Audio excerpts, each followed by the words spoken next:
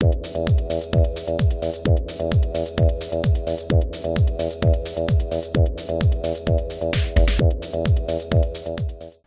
there folks, today I'd like to take a casual peek into the Halo Reach Brute Chieftain action figure set by McFarlane Toys.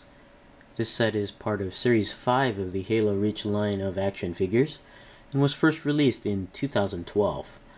I found this set at a Target and I paid $10.99 for this set. Now we have the Brute Chieftain here in the package, which is very large, and he does come included with two nice accessories there. Down here you can see the bluish purplish color to denote that this set is part of Series 5. And this set has 29 moving parts, and the Brute Chieftain is a new character for the line. On the back of the package we have figures from Series 5. We have Carter, Spartan Gungnir, Spartan Security, Spartan Operator, an Armor Pack, the Brute Chieftain, a Skirmisher Murmillo, Elite Ranger, and a Weapons Pack. The exclusives in this series are the Spartan Security, the Spartan Operator, and the Armor Pack. We'll be right back and have the Brute Chieftain here out of the package. Alright, we're back and we have the Brute Chieftain here out of the package, and I'm surprised by this figure. I really shouldn't be, because the size, sculpt, and just plain cool factor of this figure is just evident. But I'm just surprised nonetheless, especially getting it out of the package. And this figure has got to be the best figure out of Series 5 along with the Elite Ranger. Now I'm biased toward Elite, so the Elite Ranger for me edges the Brute Chieftain here, but if I wasn't so biased, I have to say that this is the best figure out of the series. Now, the one thing that has me surprised is the size. I know that the Brutes are pretty big fellas, but I was not expecting this figure to be as big as it is. And we're just going to get these size comparisons out of the way right now, because it's just really cool. But first up, let's go ahead and do a size comparison with a Brute Miner. And you can see here that the Brute Chieftain is about a head taller than the Brute Miner, which isn't surprising. It's that's expected because they're both brutes, and the Brute Chieftain is a bigger guy. But when we start comparing the figures, say against the Elite, I have an Elite officer here. You can see the size differences starting to show up, and yeah, that's pretty big. And the Elites are big themselves, and it becomes very apparent on the size when you get a UNSC figure, and we'll get poor Carter here for size comparisons, and you can see right away how big this guy is. And for S and G's, I'll even do a non-Halo figure and get a Masters of the Universe Classics figure, a He-Man. And you can see that even the He-Man figure is smaller than this Brute Chieftain. And that's just very impressive, especially for the Halo Reach line, where the Halo Reach line is scaled to about 5 inches. So, but taking a look here at the Brute Chieftain, and he does come with two accessories. And first up, let's go ahead and take a look at his weapon accessory here, and you can see he's holding it in two hands, and I believe it's called a gravity hammer. And it's a bit difficult to take the weapon in and out of his right hand here, because he has a much tighter grip. But taking a look at the gravity hammer here, I believe it's called a gravity hammer, and it's an impressive weapon here, very heavy looking, and especially at the top over here. I guess this is the hammer portion of the gravity hammer. I'm not familiar with weaponry in the game because I don't play the game, but I believe that's the hammer end, and you got a bladed end here that's painted in silver, which is very nice, and you can see some details on the head of the hammer there. Very cool. And there's a peg here that you can peg on the back of the figure, I believe. And you can see some more details of this hammer here with the grip handles. Very nice.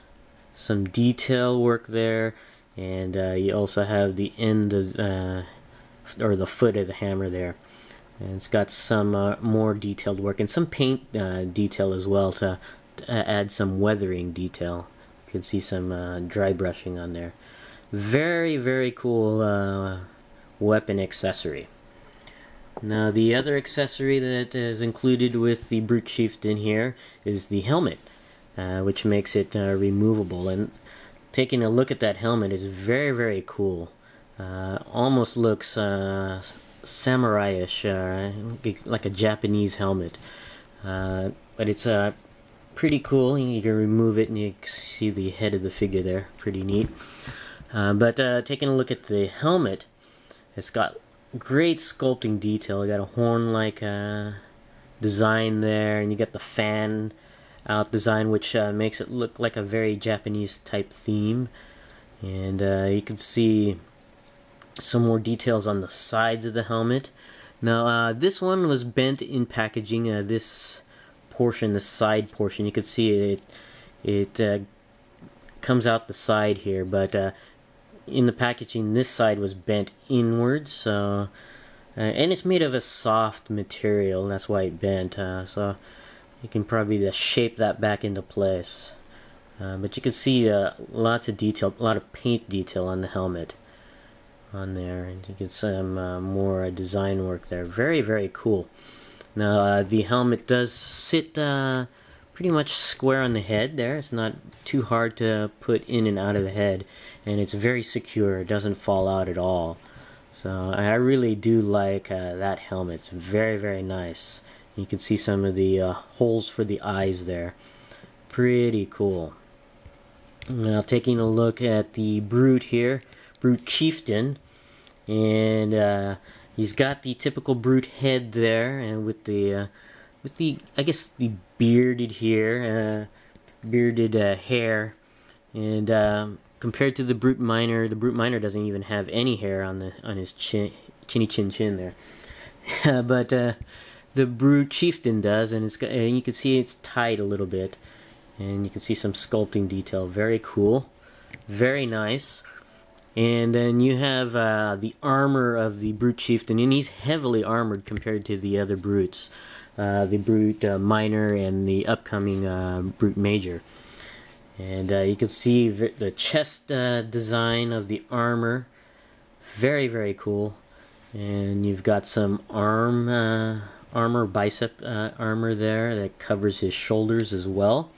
And this is made of a softer, rubbery material at the tips here. But these are shaped nicely. They weren't bent in packaging. And you got some more armor here on the back, not completely covered, but more covered than the Minor. And you could see some wiring work on here. It was very cool. I really like that. You can see some of the skin of the Brute here, what looks like a hide-like skin. It was very neat. And then you got some belt work here, which looks a little bit unpainted. Or at least it matches the skin, so it would have been nice to have that here as a different color on there.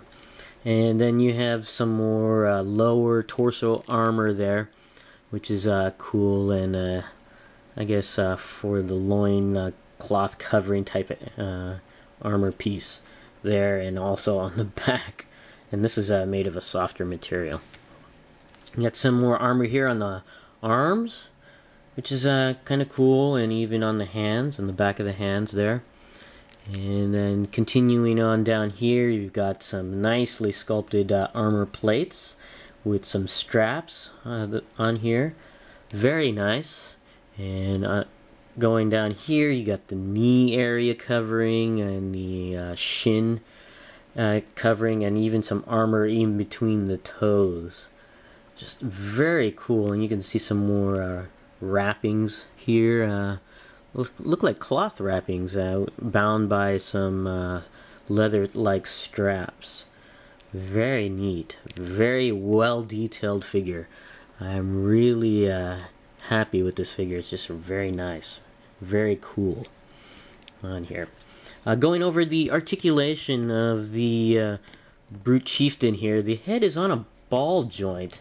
Allows the head to go side to side, or I should say around, and it does turn to the side as well, so that's kind of cool. And it does go up and down slightly. Very tight joints on this figure, which is good. The jaw does open and close, so that's really cool. The arms do go all the way around, and they do go out and in, and there is a swivel cut at the lower bicep area. The elbows do bend in and out, as well as all the way around at the forearm, which is nice. The hands do bend in and out, side to side, and all the way around. They're on a ball joint on there, and the hands are preformed. Like I said, this one here has a tighter grip than this hand here. The torso can go all the way around, which is cool, and does go up and down slightly, not too much. The legs are on a ball socketed joint as well, and the range of movement on this one is a little limited, but you can get the leg all the way around, and in and out, and up and down just a little bit. It would have been nicer to have a larger range of motion there. The knees actually do bend in and out, as well as all the way around, and there's two swivel points at the top and bottom of the knee there, so that's really cool. And the feet are on a ball socketed joint as well, but it's very limited. It's not as wide ranging as the Brute Minor, mainly because of the armor in between the toes and just the general bulk of the figure. It does limit it, and you can see it goes all the way around, but barely goes up and down or side to side.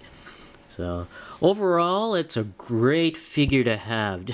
I just recommend picking up this figure even if you're not a Halo fan. It's just a really cool figure, and you really do get your bang for the buck for this figure, especially for the Halo Reach line, which is a 5-inch scale series that is about $10 to $15, and this guy just easily worth the purchase price.